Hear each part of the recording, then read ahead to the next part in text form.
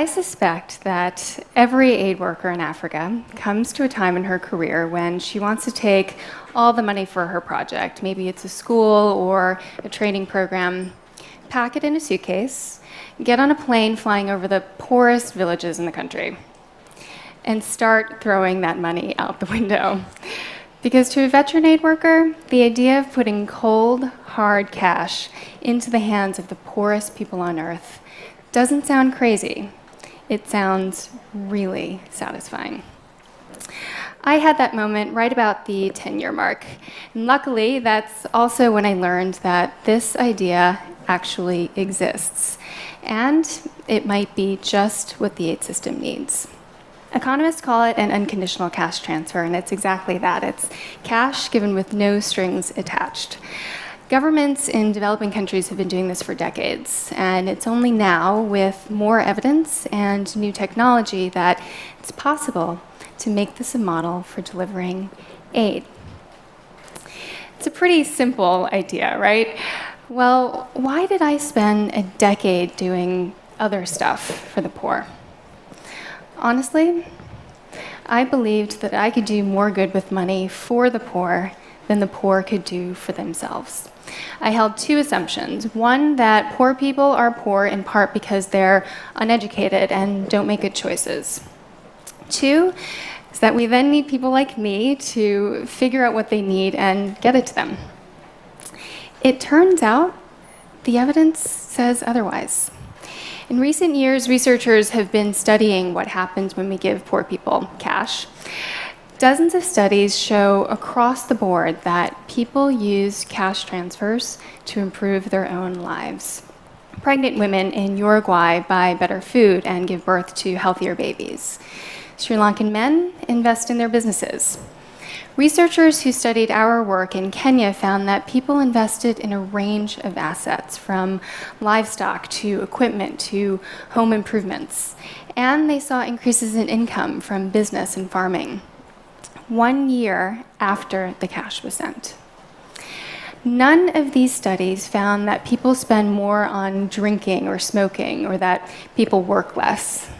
In fact, they work more. Now, these are all material needs. In Vietnam, elderly recipients used their cash transfers to pay for coffins.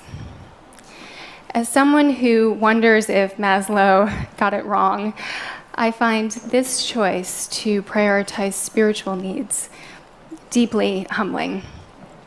I don't know if I would have chosen to give food or equipment or coffins. Which begs the question, how good are we at allocating resources on behalf of the poor? Are we worth the cost? Again, we can look at empirical evidence on what happens when we give people stuff of our choosing. One very telling study looked at a program in India that gives livestock to the so-called ultra-poor, and they found that 30% of recipients had turned around and sold the livestock they'd been given for cash. The real irony is, for every $100 worth of assets this program gave someone, they spent another $99 to do it. What if instead we use technology to put cash, whether from aid agencies or from any one of us, directly into a poor person's hands? Today, 3 in 4 Kenyans use mobile money, which is basically a bank account that can run on any cell phone.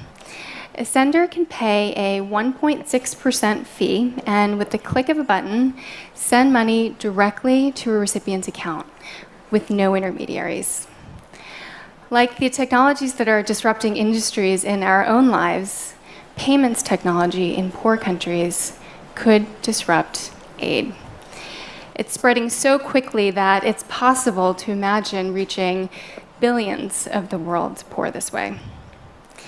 That's what we've started to do at Give Directly. We're the first organization dedicated to providing cash transfers to the poor.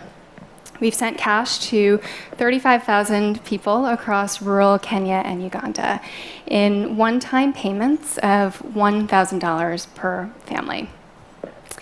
So far, we've looked for the poorest people in the poorest villages, and in this part of the world, they're the ones living in homes made of mud and thatch, not cement and iron.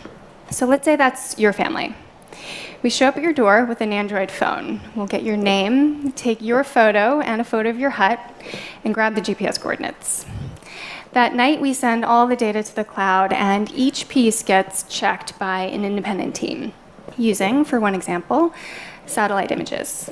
Then we'll come back, we'll sell you a basic cell phone if you don't have one already, and a few weeks later, we send money to it. Something that 5 years ago would have seemed impossible, we can now do efficiently and free of corruption. The more cash we give to the poor and the more evidence we have that it works, the more we have to reconsider everything else we give. Today, the logic behind aid is too often, will we do at least some good?